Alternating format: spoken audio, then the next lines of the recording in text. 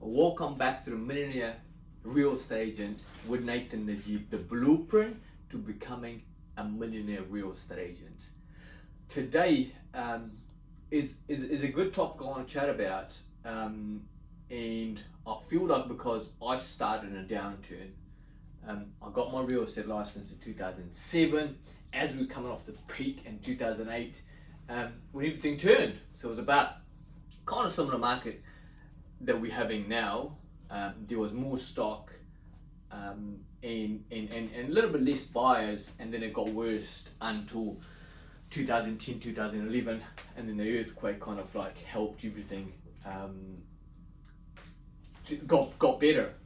So these 12 reasons I've put together to help you get through and come out better on the other side, because what happens there's going to be plenty of opportunities which I'm going to have a conversation about. So first, there's 7 reasons why you should stick at it, because I know the amount of time that myself in my sales career, or even as an entrepreneur, when we open the Jeep, is you talk to yourself like, it's easier to quit. So I'm suggesting to you, I know sales is not an easy business to be in. Stick at it, and you'll be better off. You'll be glad you did, okay? Because I was having a conversation with somebody last week, a pretty good agent. She did about 300,000 last year, and she was saying like, the market has total return, and it's that time of that time of my life now to perhaps get into start my own family. And so how people look for excuses to quit, like, oh, I saw something and I was reading and something on social media, and it just came up, so no, you think you should quit, kind of thing, right? You're kind of allowing yourself to quit. So I'm suggesting that, hey, stick at it, because this person I caught up with last week, 300,000 last year she did, and it was like it's getting hard, so I'm just gonna stop for now. And I see, like, what, you do what you gotta do, what you think is right. See you, Shah. what you think is right for you, but you better off. I was thinking to myself, I said, hey, you know what, the amount of time that's happened to me, I thought about, hey, I think I should quit. If I could tell you my story, I would definitely stick at it. So 7 reasons why you should stick. If you're thinking about it and you got doubt in your mind saying, hey, I'm thinking about quitting, there's 7 reasons that you shouldn't quit and you should stick at it. So number 1 is you'll be way better salesperson at the other end if you're to double down on your mindset, on your skill set, and your system, right? Because now when things are marked a little bit tougher than it is, homes are not selling itself, right? So my recommendation to you is to go ahead, look at upskilling yourself, right? Like mentally, it's gonna work. Like, if a home is taking a little bit longer to sell, right? So mentally, it's like, what, I need to do stuff to get this thing sold, right? A little bit tougher. So you need to work on your mental game, right? And skill set, right? Now you need to negotiate. You need to work with buyers very closely. You need to help understand the market, help the vendors understand the market, right? And then, of course, creating a system that you do it over and over and over again, every listing. So when you stick at it, you'll be way better off agent, because, if you haven't been through adversity, you don't appreciate it. So this is kind of like, hard times. You appreciate when you come out the other end, right? Like I did, I stick at it in 2000, 2008, 2009, and 2010 and 2011. I ended up being a number 1 agent in the agency I used to work for. So all I did was double down at everything while people are just dropping. I said, this is my only option. I'm gonna stick at it. Number 2 is a lot more opportunities in the next 9 to 12 months. Why? Because there's going to be a whole lot of people who's going to leave the business. That's going to quit, right? Listings are increasing, agents are dropping. What's going to happen with those more opportunities, right? So if you stick at it, then you have more opportunities, right? And what comes off the back of the opportunities? More listings, more sales, but it's not going to happen overnight. So sticking at it for the next 9 to 12 months is a great idea. And then number 3 is this is a cool one. I've got a poster of the great MJ. He says that if you quit once, it becomes a habit. So the solution is never quit, because if you quit now, you've given it a go for 12 months or a year or 2 years or 5 years or 10 years, and now it got hard. You quit not just this, but you start quitting other stuff in life as well. Relationship gets harder. You say, okay, no, I just can't do it anymore. I don't know, you start a book. One of the things that I do when I'm reading a book, it's like tempting to say, okay, now you know what, I'm just going to finish and just going to stop it. I read half of this book and then not finish it and then start the next book. I don't do that. Unless I finish one book, I don't start the next one. So, because once you quit, it becomes a habit. You don't never want to be a quitter. And then number 4, discipline weighs an ounce and regret weighs a ton. If you quit, you will never know what could have happened if you stuck at it, right? Now think about it. You're 80 year old, you're sitting on your deathbed and you're thinking about, I wonder what would have happened in my sales career if I just stuck at it, right? You don't know.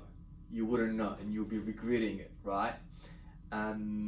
If later down you get yourself another job, you go back to your old employee, and if you come off to being a teacher or being a plumber or being a police officer, you go back there and start the work again, and then 64 you retire, and then you're like, oh, there was a sales career that I got into, I wonder what would have happened.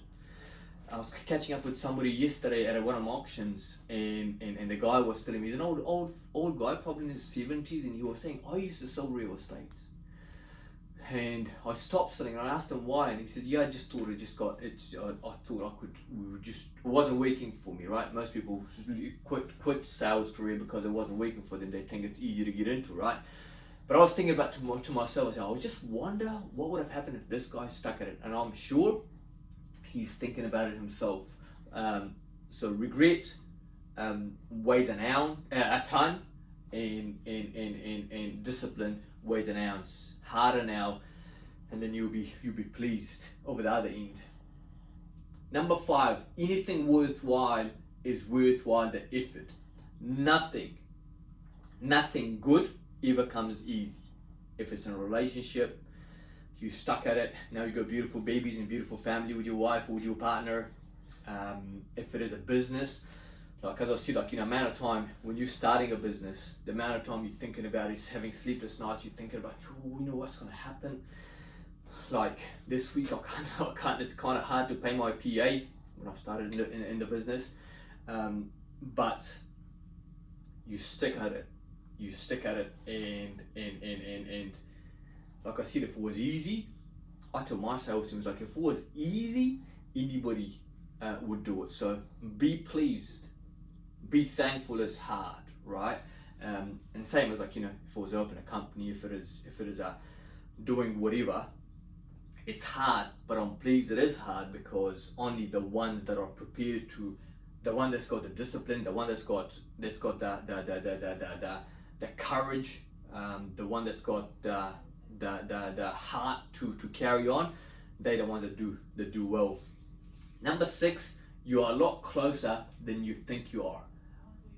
And this thing here, maybe there might be just one next sale that you have, or next listing that you're gonna have, that's gonna help you get the next listing and the next listing and the next listing and the next listing after that, right? So you might be a lot closer than you think you are. So that is another reason you would want to quit. Number 7, this is an important one, because the amount of time that you've got people telling you, like, is sales really for you? Nathan, when you got into ACN, there was a networking thing that you used to do. Do you remember? You remember that, Janisha? There was this networking thing that you used to go door knock around people's houses, and you sell phone lines to people. It's called ACN. I'm pretty sure that's what it was. I got into that when I was young, and then I said, no, that's not going to work. So I didn't do well with that anyways. And I don't think many people did well in that. And that it was kind of like, are we in the pyramid shape kind of thing? That was that kind of thing. So I stopped doing that. And there was another one, Amway. So I stopped doing that. And then there was a couple of other things that I did. And my close family used to tell me, like, you know, is it you really want to get into another sales career? It's going to be another ACN, it's going to be another Amway, right? So people are watching you. When I opened the company, I had my best friend telling me, like, you know, why would you want to open a real estate company? Why don't you just open another a franchise or work under somebody else? And oh, who's going to do business with you and all those kind of things, right? But those people here, it just tells you about their limitation, what they think they can do or they can't do. But when you go and do it, I guarantee there's a bunch of people saying, watching you, seeing you, like, you know, they want to make sure, they want to see what you're doing. Like, if you fail, sometimes people are like, I told him not to do it, I'm pleased he failed, right? So what this thing about me is, like, you know, when somebody says you can't do it, I'm like, yeah, you watch me, right? So remember that. Remember, this bunch of people are watching you. People, like, you know, they'll be watching you, say they want to see you succeed. I'm sure. There's a bunch of people saying, hey, you know what? I told him not to do it. Now he's done it. So they want to win. Say, yeah, I can't wait for this guy to fall. And there's a bunch of people say, you know, they don't want you to succeed, right? They just want you to do better than them, right? They might be your friend. They might be family members. I don't know. But what I'm saying is, like, these people watching you, you got to prove them wrong, right? Stick at it. So, and then I've got 5 practical things to do for you to do. I did to help you come out better at the other end, okay? And so number 1 is, when sales are not happening, when you've been in a business for a while maybe, and then the sales drop, you're like, you know, what the hell happened now? Or you've just got into the business and you don't think it's a career for you, right? Stick at it. Find yourself a side income, if you want. Have a side income. Find something else that you do. Nowadays, you can buy things on TradeMe or on secondhand shop, or to sell it on TradeMe, whatever. Maybe buy an old car and do it up. I'm not good at that kind of stuff. But what I did when I was going through these times was, I was driving taxi and I was working in factories at night. So you have to find yourself a side business or side income, right? And number 2 practical thing you can do is chase private sellers. If there was one thing that my business was, my initial business started with, was chasing private sellers and keeping in touch with them and telling them. My conversation with the private seller was like, you know, it's harder to sell now, so what I can do, I'll try to get you what you want plus my commission on top of it, right? Well, we can't argue with that, right? Otherwise you don't sell. I did want them to pay for the marketing, because you couldn't, if you don't have any money, like, you know, how can you pay for people's marketing, right?